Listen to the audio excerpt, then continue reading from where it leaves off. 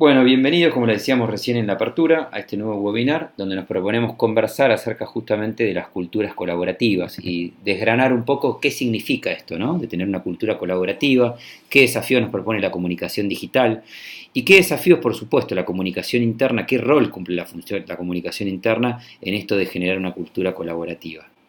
La primera pregunta que nos debemos hacer, porque todo pareciera que lo digital promueve necesariamente lo colaborativo, lo primero que tenemos que preguntarnos es cuáles son las características de nuestra cultura, o sea, cómo es nuestra cultura en nuestra organización, caracterizarla, poder entenderla, explorarla, poder entender de qué modo la gente se mueve. No nos olvidemos que de alguna manera la definición que tenemos de la cultura organizacional es aquello que le da cierta certidumbre a la gente que se maneja en el marco de una empresa. Pensemos que conocer las reglas formales e informales, la forma de vestirse, la forma de comunicarse, los medios de comunicación existentes, cómo son los liderazgos, permite entender y eso genera en la gente cierta tranquilidad. Ahora, el gran desafío de las organizaciones hoy, de las organizaciones inteligentes, tiene que ver con esto de poder compartir información, con esto de poder innovar. Y para poder innovar, sin lugar a dudas, lo más importante es poder generar culturas colaborativas. Casi todas las empresas buscan la innovación como una forma de mostrarse distintos, de poder pensar, de encontrar caminos o recorrer caminos distintos que hagan crecer el negocio. Pero la innovación tiene que venir de la mano con esto de la cultura colaborativa. Aquellas organizaciones, aquellas empresas que más generan innovación son las que tienden a tener, mejor dicho, culturas colaborativas, a donde la gente se anima a proponer, a decir, a de alguna manera generar nuevas ideas que hagan crecer a la empresa y a la organización. Hemos visto excelentes planes de negocios, hemos visto excelentes visiones trazadas como organización, hemos visto excelentes roadmaps, o sea, esquemas, escenarios de trabajo, formas de ponerlos en marcha, pero que encuentran un montón de dificultades y barreras. Para mencionar algunas y para poder empezar a pensar justamente en estas formas de trabajar sobre esas barreras que son las que más comúnmente encontramos, por lo menos de nuestra experiencia en ABECOM de más de 17 años, es justamente fomentar los trabajos en silo como una práctica común. O sea, las áreas de trabajo no confluyen, no lo hacen de manera dinámica y sinérgica, sino que cada uno se ocupa de cumplir con su rol sin pensar en cómo alimenta o cómo se sinergiza con el área al lado. A esto le llamamos justamente una de las barreras que encontramos de la forma de trabajar en silos. Como segunda cuestión, vemos esto de trabajar sobre la urgencia, primero que sobre la oportunidad. Siempre el urgente, el ya, el necesito resolver esto, el nos cayó este trabajo, tenemos esta urgencia, es más importante que la oportunidad. Esto hace que las empresas en líneas generales o el management se concentre en cuestiones muy puntuales y dejen de ver, fíjense que la función de un gran líder es justamente estar viendo siempre el fondo de la cuestión, más allá del ver el aquí y ahora. Tenemos que hacer que nuestros líderes, nosotros como líderes y que nuestros líderes en nuestra organización vean el fondo de la cuestión. Después la baja tolerancia al error. Encontramos que una de las mayores barreras en el management tienen que ver con que no toleran el error. Y cuando uno enfrenta procesos de innovación, culturas colaborativas, hay un alto porcentaje de error, porque hay que estar aceptando que el error va a estar al orden del día, porque cuando uno tiende a la innovación, cuando uno escucha ideas nuevas y esas ideas se ponen en práctica, muchas veces se cometen errores. Y después, una cosa clásica y muy atada a lo que venimos diciendo es el temor o la desconfianza en la innovación proactiva. Tengo colaboradores que son proactivos, que tienden a innovar, pero tengo desconfianza hacia esos procesos porque no están formalizados, porque no están estandarizados, porque no han sido probados, porque justamente, y se relaciona con el punto anterior, nos pueden generar errores que nos puedan exponer. Las empresas que se arriesgan, las empresas que justamente trabajan la innovación dentro de una cultura colaborativa, son las que vienen creciendo y las que se convierten en empresas realmente y en organizaciones inteligentes. Y después también podemos señalar como otro de los puntos el bajo nivel de la colaboración social como competencia. ¿Qué quiere decir esto concretamente? O sea, la colaboración social, por ejemplo, pensemos en herramientas digitales de colaboración. O sea, la gente en una cultura donde no es colaborativa no va a tender a desarrollar la competencia social de la colaboración, a poder proponer en una plataforma, poder proponer en una plataforma, como decía recién, de microblogging interno, en una intranet, en una forma de comunicarse electrónica. Aquí es donde empezamos y también volvemos al título de nuestra presentación, hay que repensar un poco esto de lo digital versus la facilidad y lo social. Justamente, y no los autores que nosotros vamos a recomendar y le vamos a dejar como bibliografía de consulta dentro de este webinar, justamente lo que refiere es a este problema de pensar que lo social, lo tecnológico, rápidamente genera lo social, y no es así.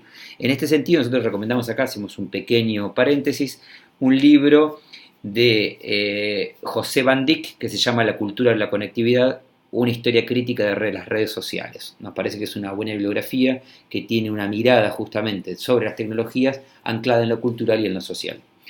Y bueno, y justamente, siguiendo esta línea, esto de confundir la colaboración con la tecnología. La tecnología no es colaboración y la colaboración no viene por añadidura de la tecnología. Implementar una tecnología no va a suponer per se que la gente va a colaborar.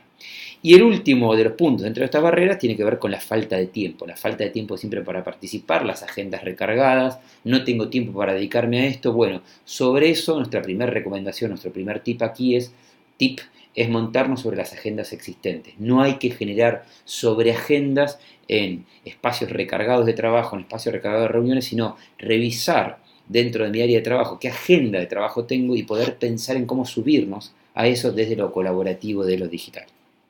Acabamos de mencionar lo que eran las barreras que podíamos observar desde el lado del management. Ahora, ¿qué pasa con las barreras que podíamos observar desde los colaboradores?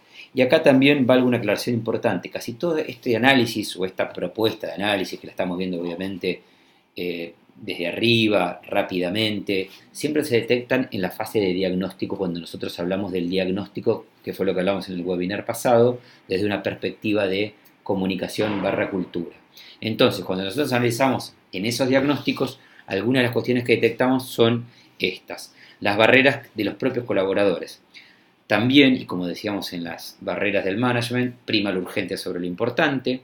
Hay bajos niveles de empowerment desde el management. ¿Qué quiere decir esto? Que el management no les da la suficiente, no los empodera de un modo tal que ellos sientan la facilidad, el no temor a cometer un error. Entonces, al no sentirse empoderados, al management no darles la confianza necesaria para que ellos desarrollen justamente, para que innoven, para que presenten ideas, esto produce justamente la falta de ideas nuevas y la falta de promover culturas colaborativas en un marco de innovación.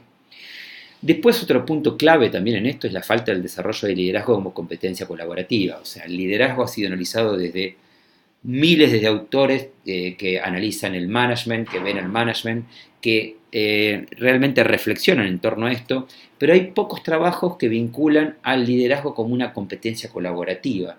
Siempre el liderazgo se trabaja desde el punto de vista del poder convertirse en un líder del consenso, poder convertirse en un líder que pueda generar confianza, que son cosas claves, pero ¿qué pasa con aquellos liderazgos que necesitan generar una competencia colaborativa, que necesitan ser de alguna manera cabeza de lanza de una competencia tan clara como es la colaboración? Necesitamos de esos líderes que realmente puedan generar la competencia colaborativa, que puedan fomentar la cultura colaborativa.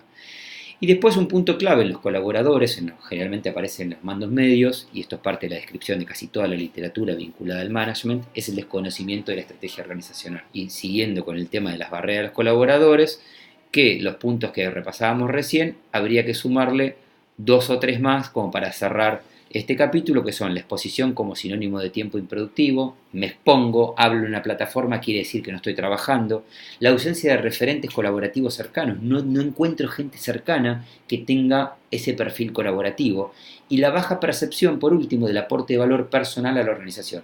¿Qué le estoy agregando yo con mi trabajo a la organización? Mi participación realmente en este proyecto, en este programa colaborativo, ¿qué le aporta a la organización? Bien, algunas frases, digamos, más de la sabiduría popular que de la literatura del management y del estudio y la reflexión en materia de comunicación interna, innovación y culturas colaborativas. Realmente como dice en este slide que estamos viendo aquí en pantalla, lo que lo offline no da, lo online no presta. ¿Qué quiere decir esto? Que lo que no existe en la cultura offline, el online, o sea, pasarlo a una online, no lo va a dar, no lo va a prestar, no lo va a resolver. ¿Qué quiere decir entonces esto? Es que probemos, y esta es una de nuestras sugerencias, de otros de nuestros tips, antes de ir a los procesos de digitalización de las compañías, antes de intentar innovar en esta materia, revisemos los procesos offline que tenemos, revisemos de qué forma nuestra cultura offline funciona. Si nuestra cultura offline ya no es colaborativa, difícilmente encontremos en la tecnología, porque la tecnología per se no es colaborativa, sino hay que formar una cultura de la colaboración. Hay que revisar esto, por eso esta frase de lo que insistimos, lo que lo offline no da, lo online no presta. Bueno, recién veníamos de observar justamente cuáles hacen las barreras, tanto desde el management como desde los colaboradores que aparecen en esas culturas que muchas veces impiden que se vuelvan colaborativas o que sean más colaborativas. En esto me parece importante no ser taxativo, digo, no sé cómo, no se podría caracterizar una cultura absolutamente colaborativa y una cultura nada colaborativa. En ciertos sentidos las culturas tienden a ser algo colaborativas.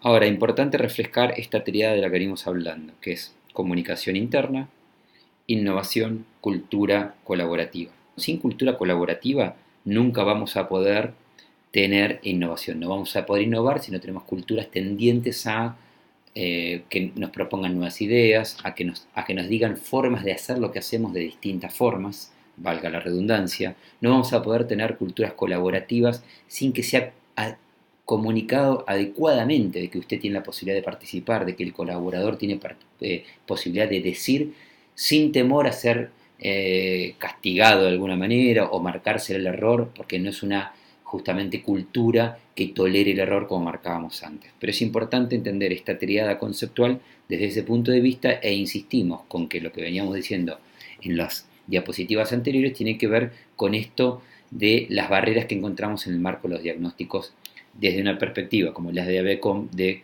comunicación / cultura.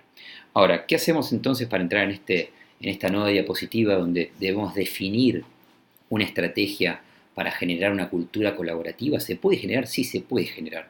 Lo que veníamos diciendo, y por eso la propuesta de nuestro título es lo offline y lo online, es lo online no nos garantiza bajo ningún punto de vista ir a algo social, algo colaborativo. Lo primero justamente entonces que deberíamos hacer es definir una estrategia y una visión social de la compañía. Social no se refiere justamente a colaboración social, a colaboración, hacer RC social, nos estamos refiriendo justamente aquí de participativa, de algo social vinculado a justamente poder decir, poder prosumir, como se dice ahora, no solo consumir los medios y la información de los medios de comunicación internos, sino también generar contenidos. Como segunda cuestión, formar una red de agentes del cambio. Si estos están formados por los managers, en nuestra experiencia en estos años de trabajo, en estos 17 años de trabajo, nos marca que cuando los managers, cuando los directivos se suben a estas propuestas, cuando ellos se muestran colaborativos y muestran que hay margen al error, que muestran una escucha activa sobre estas herramientas, los niveles de participación se acrecientan, mejoran los procesos de innovación y empiezan a formarse culturas colaborativas. Ahora, ¿qué es lo que sucede con las agendas de los managers? Siempre están recargadas, nunca tienen tiempo. Hay que ir y volver sobre el mundo offline y el mundo online. Para eso también necesitamos crear una comunidad de community managers. Community managers visto no solo como la gente que replica, que solamente postea, que solamente sube una foto, que hace un comentario social, sino como una persona también creativa, como una persona que innova en esas herramientas, que se anima a proponer cuestiones distintas. Obviamente el contenido manda en esto, generar contenidos y conversaciones de las áreas soft del negocio. Es importante que todas las áreas soft identificadas, y cuando hablamos de recursos humanos, comunicación, marketing en algunos casos, generen contenidos y conversaciones. Es muy importante que logren generar una conversación y no que la herramienta sea solo de cuelgo algo para que bajes y que leas, sino que eso haga que ya tenga la estrategia comunicacional embebida a las formas de participación. Eso es clave en esto. Y después desarrollar espacios sociales de participación, o sea, desarrollar espacios puntualmente para que la gente participe desde el punto de vista social. Independientemente de todo lo que dijimos antes, de que a nosotros nos interesa mucho ver cómo las estrategias de las organizaciones, desde las más hard, los mejores planes de negocio, los mejores roadmap trazados, deben tener una forma participativa y colaborativa para que todos se suban y para que todas puedan tributar a los objetivos de la empresa. En este cuadro que vemos a continuación, que hablamos justamente de la efectividad de las iniciativas, vemos los porcentajes, cómo se acrecientan en aquellas compañías donde tienen una cultura colaborativa y medios sociales, que las compañías que no cuentan con cultura colaborativa y sí con medios sociales. Cómo aumentan los índices de confianza, el índice de conexión entre los colaboradores y el índice de conexión de la compañía. Fíjense ustedes que en el recuadro, que lo que se puede observar sobre la derecha, donde habla de las compañías con cultura colaborativa y medios sociales, aumentan entre un 10, un 5, entre un 10 y un 5% los porcentiles de índice de confianza, la conexión entre los colaboradores y los índices de conexión entre la propia compañía cuando encontramos culturas colaborativas que usan medios sociales. Puedo usar medios sociales, siempre puedo usar medios sociales, por más que no tenga una cultura colaborativa. Ahora, si yo uso los medios sociales en el marco de una cultura colaborativa, todos mis índices y todas mis ratios me van a dar mucho mejor. Por eso esta insistencia entre revisar lo offline, generar desde lo offline para ir a lo online. Bien, a todo esto nos tenemos que preguntar qué es lo importante en esto, es cómo generar esas conversaciones para crear una cultura de la colaboración. Tenemos que generar conversaciones de colaboración. Necesitamos generar conversaciones y cuando decimos conversaciones nos referimos a que no sea una comunicación de corte informativo, sino conversar. Para eso, como número uno, lo que nosotros creemos y vemos basados en nuestra experiencia es compartir la estrategia organizacional, entender cuál es esa mirada, esa visión de futuro, hacia dónde va la organización, hacia dónde se dirige en mediano, corto y largo plazo la organización, entenderla. Sabemos que muchas veces hay confidencialidad vinculada a los números, que hay confidencialidad vinculada a los procesos, que hay confidencialidad vinculada a los movimientos de las personas, pero la estrategia macro, la estrategia hacia dónde va la compañía debe ser conocida por todos para poder generar una conversación sobre eso. Como segundo punto, y lo marcábamos como una de las barreras que encontramos en las culturas, es fortalecer el empowerment de los colaboradores sobre los proyectos con libre flujo de información. Nosotros creemos que para poder tomar las mejores decisiones en una organización hay que tener la información a tiempo. Las organizaciones que se destacan hoy en los negocios, las organizaciones que crecen, las organizaciones que han dado realmente el salto, cuando nos preguntan de aquellas organizaciones que quieren digitalizarse, estamos trabajando en varios proyectos vinculados a compañías que se están digitalizando, el primero que nosotros decimos es que la gente tiene que tener, el colaborador, la información a tiempo para tomar las mejores decisiones. Entonces lo que hay que hacer es fortalecer ese empowerment de los colaboradores sobre los proyectos, dando un libre flujo de información. Primera cuestión aquí, no nos asustemos, libre flujo de información no quiere decir que no esté controlada, hay un control, hay que establecer cómo, qué y cuándo. Participar activamente en las conversaciones como protagonista y no como espectador. Tenemos muchas personas que solo se dedican a leer, pero no colaboran, no prosumen, no generan contenido. Necesitamos generar una cultura, una conversación en el marco de una cultura colaborativa que nos lleve a participar activamente. Y por supuesto, no podemos dejar de lado medir la capacidad colaborativa que posee la cultura organizacional. O sea, ¿qué quiere decir esto? ¿Qué posibilidades o qué capacidad tiene mi organización y la cultura organizacional de mi empresa de ser colaborativa? Trazar métricas que nos permitan saber dónde estamos y cómo podemos evolucionar con métricas concretas. Si hicimos y ejercimos una campaña o pusimos en marcha una campaña para poner una plataforma online, ¿qué participación tuvimos? ¿Cuántos posts tuvimos? No solo de comentarios que siguen una conversación, sino que proponen nuevas conversaciones. Entonces siempre hay que detectar también estas oportunidades a tiempo.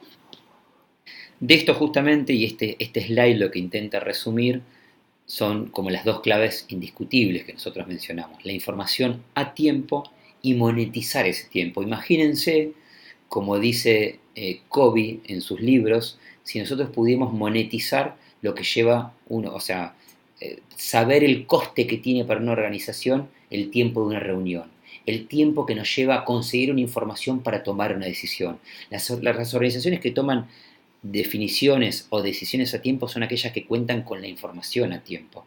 Entonces piensen si nosotros ponemos en números la capacidad esa de tener la información y poder tomar la decisión a tiempo. ¿Cuánto lugar ganaríamos en el mercado? ¿Cuánto mejor nos iría como organización? Son dos claves para pensar y después podemos, en el intercambio con ustedes que vamos a tener hacia el final, poder compartir algunas ideas que tenemos sobre esto, sobre algunos procesos claves.